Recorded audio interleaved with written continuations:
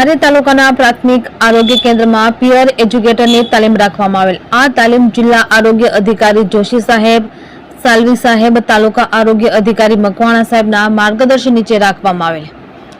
આ તાલીમ Gopal ગ્રામના medical officer હિમાલીબેન, ત્યાં CSO વિશાખાબેન દ્વારા આપવામાં આવેલ, તેમ સુપરવાઇઝર કાકડિયાભાઈ સહિતના વ્યક્તિઓ હાજરી જોવા મળી, જેમાં ગોપાલગ્રામ પ્રાથમિક આરોગ્ય કેન્દ્રના ગામોમાં આવતા 25 ગામોના પીયર એજ્યુકેટરને તાલીમ આપવામાં આવેલ, જેમાં 40 પીયર એજ્યુકેટરને તાલીમ આપેલ।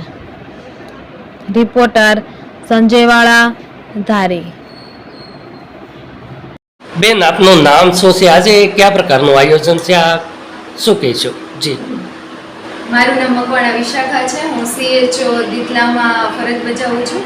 આજરોજ ગોપાલગ્રામ PHC ખાતે RKSK પ્રોગ્રામ અંતર્ગત એટલે કે રાષ્ટ્રીય કિશોર સ્વાસ્થ્ય કાર્યક્રમ અંતર્ગત પીયર એજ્યુકેટરની તાલીમ ચાલુ કરાઈ રહી છે, જેમાં 3 બેચ છે, 3 દિવસની। અત્યારે બેચ નંબર 2 ચાલી રહી છે। એમાં અમે કિશોર કિશોરીઓને એમાંથી 1000ની વસ્તીએ 4 એવા પીયર એજ્યુકેટર સિલેક્ટ કરીએ છીએ। પછી એ લોકોને બધાને બોલાવી અત્યારે અમારા અલગ અલગ PHCમાં આવતા 10 આશાઓ અને એના દીઠ એક આશા દીઠ 4 પીયર એજ્યુકેટર લોકોને બોલાવી અને એ લોકોને તાલીમ આપીએ છીએ કે એ લોકોએ આગળ એના વિસ્તારમાં જઈ અને કિશોર કિશોરીઓને એકઠા કરી એમને શું સમજાવવું, એના જે RKSKના મુદ્દાઓ છે એના પર ચર્ચા વિચારણા થાય છે અને પીયર એજ્યુકેટરને સમજાવવામાં આવે છે કે એ લોકોએ એમના જે કિશોરાવસ્થામાં જે સમસ્યાઓ આવે છે તેનો કેવી રીતે નિવાડો લાવવો, કેવી રીતે એનું સોલ્યુશન કરવું અને કેવી રીતે એના સાથે કોપ અપ કરવું તે અહીંયા સમજાવવામાં આવી રહ્યું છે। કેટલા લોકો અત્યારે એને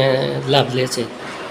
અત્યારે 10 આશા દીઠ 4 પીયર એજ્યુકેટર એટલે કે 40 જેટલા પીયર એજ્યુકેટરને અમે એક બેચમાં બોલાવીએ છીએ।